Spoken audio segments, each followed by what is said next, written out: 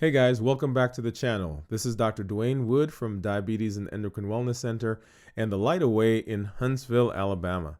This month is Mental Health Awareness Month, and we're going to be talking today about major depression. Let's get started.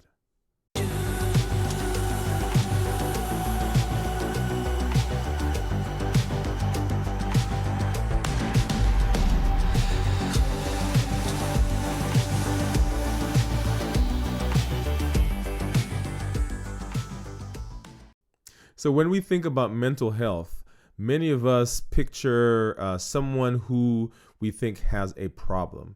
We often go to negative images of someone who's violent, someone who's moody, or just odd. These are many of the negative stigma that's being associated with mental health. This also translates into how we treat people around us who may be depressed. Major depression, or most commonly just simply called depression, is one of the most common mental health disorders in the United States. It can affect how you feel, how you think, and how you act. It can cause significant interruptions in how you interact with those people around you, in your home, and on your job. So who gets depression? It's estimated that each year about 7% of the adult population will have some form of depression, and 1 in every 6 people will have some depressive episode at least once in their lifetime. Women have more depression than men. As a matter of fact, about 1/3 of all women will have some kind of depression in their lifetime.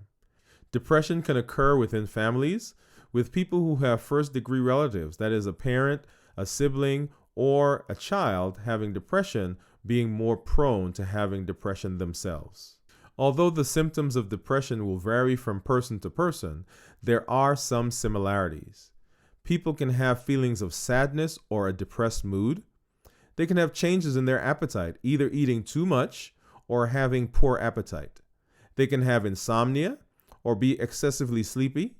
They can have poor energy or lack of enjoyment in the things that they normally did, like hanging out with friends or some hobby that they may like, and they no longer do that. And then, of course, having feelings of worthlessness or having suicidal thoughts or thoughts of death. It's important to know that depression is not the same as sadness or grief. Having the loss of a loved one, a friend, or a family member, having a relationship that ends, or even the loss of a job can be a traumatic event in a person's life, and many people would describe themselves as being depressed. However, grief or sadness will come in waves of painful thoughts about the person that may have died, and it can be mixed with positive thoughts of that person as well. A person's self-esteem in grief or sadness is maintained, and they may have thoughts of death when they think about joining the person that has died. In depression, however, the mood or having pleasure in life is decreased for at least 2 weeks. The person may have feelings of worthlessness, so the self-esteem is not maintained, and thoughts of death and suicide are ways of trying to escape either the depression or dealing with a certain situation. Depression can have many different causes. So there can be chemical changes within the brain that predisposes someone to depression. There are certain medical conditions that can predispose someone to having symptoms and signs that can mimic depression. Someone from a family that has depression is more likely to have depression. Someone that's been in a situation that is abusive or neglected will be more prone to have depression. So how is depression diagnosed? First, by a thorough evaluation, which includes an interview, a physical exam, and perhaps blood work. The blood work that's done is to rule out or make sure no other medical condition is there that will mimic depression. For example, hypothyroidism or having a vitamin deficiency can look just like having depression. And so correcting those, either treating the hypothyroidism or correcting the vitamin deficiency, can relieve the symptoms that one may feel. The good news is that depression is treatable. Between 80 and 90% of all people who are depressed can have effective treatment. In fact, most people will have some relief from their symptoms.